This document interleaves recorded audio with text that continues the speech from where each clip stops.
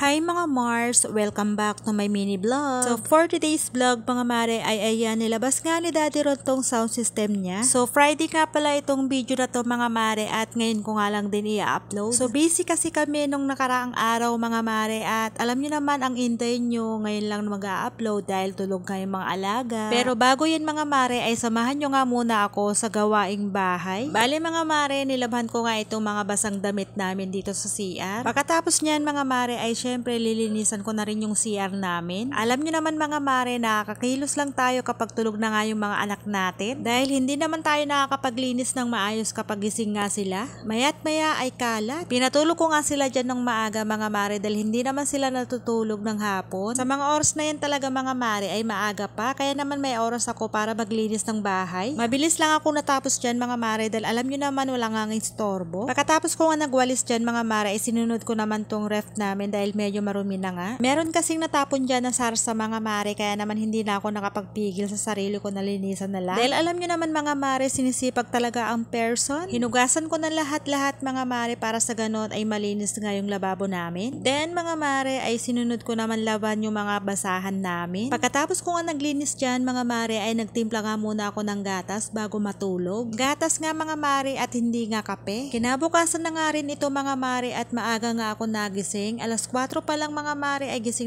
na nga yung diwa ko. Bago nga kami pumunta sa event namin mga mare ay nasikaso ko nga muna yung mga anak ko. Pinaliguan ko nga muna sila at pinakain ng almusal. Sa mga oras na yun mga mare ay alas 7 na nga nung umaga. Wala pa nga mga guests dyan mga mare kaya naman nasa loob pa nga kami. Kaya sumama kami dyan mga mare dahil wala nga kasama si Daddy Ron. At isa pa nga mga mare ay mahirap nga mag-parking dito dahil hindi nga tayo resident. Kaya lahat ng mga gamit namin mga mare ay binaba nga muna ni Daddy Ron sa may labas. Pagkababa nga lahat ng mga gamit mga mare ay saka naman siya naghanap ng parking. At dahil nga nag-start na nga yung event sa loob mga mare ay lumabas na nga kami ng mga bata. Buti nga dito at meron nga mapaglilibangan yung mga bata. Kahit saan nga kami pumunta mga mare ay ganyan talaga sila kakulit. Hinayaan ko lang silang dalawa mga mare dahil alam ko naman na kayang-kaya nilang dalawa yan. Sa mga oras na yan mga mare ay alas 9 na nga nung umaga at kita nyo naman mga mare ay makulimlim. Nakaisang oras nga din pala sila dyan mga mare at nakaramdam nga sila ng gutom. Pinakain ko nga sila dyan ng kanin at fried chicken. Pagkatapos nga nilang kumain dyan mga mare, ayan na naman sila. Nagaharutan na naman. Buti nga at medyo malapit dito yung 7-Eleven mga mare at malawak nga yung space. Bali kami nga lang 3 ang customer doon sa mga oras na yun mga mare. Bali yung event namin mga mare ay dito nga pala sa Aveda Tower Taguig. Bali tinawagan na nga pala ako ni Daddy Ron dyan mga mare dahil pwede na nga kami bumalik sa area. Natapos na nga rin yung program mga mare at sa mga oras na yan nagpapack up na nga siya. Hindi na nga kami tumulong sa kanya mga mare dahil marami pang ang guest sa loob. At habang nag-aantay nga kami mga mare ay nandito nga kami sa play zone. Ayan at nag-enjoy nga silang dalawa. Hindi ko nga kinaya yung lamig dyan mga mare kaya naman lumabas na muna ako. At tinawag na nga din kami ni Daddy Ron mga mare dahil nasa labas ng clubhouse yung mga gamit namin. Dahil sa mga oras na yun mga mare ay kukunin na nga ni Daddy Ron yung sasakyan. At sabi nga nilang tong dalawa mga mare ay gusto nga nilang mag-swimming. Gustong gusto nga talaga nilang mag-swimming mga mare. Yan pa naman mga mare yung inaabangan nila simula pagdating namin. Kaya pinangakuan ko na lang sila mga mare na mag-swimming sa ibang araw. So eto at kinarga na nga namin lahat ng mga gamit namin sa sasakyan. At last na nga din yung binuhat ni Kuya Isko. 3 taon pa lang siya noon mga mare ay sumasama na nga yan sa amin. Syempre mga mare meron din daw siyang sahod. Mahalang talent fee nito mga mare. At bandang gabi nga ito mga mare ay niyaya kami ng hipag ko na kumain nga dito sa McDo. Malapit lang to mga mare kaya naman mga pambahay lang ang mga damit namin. Sabi ko nga sa inyo mga mare kahit saan lugar to mga anak ko ay talagang malilikot. Pumuputi na nga yung mga buhok ko kakasaway sa kanila mga Mars. O siya mga Mars, hanggang dito na lang. Salamat sa inyong panonood. Bye! See you my next vlog.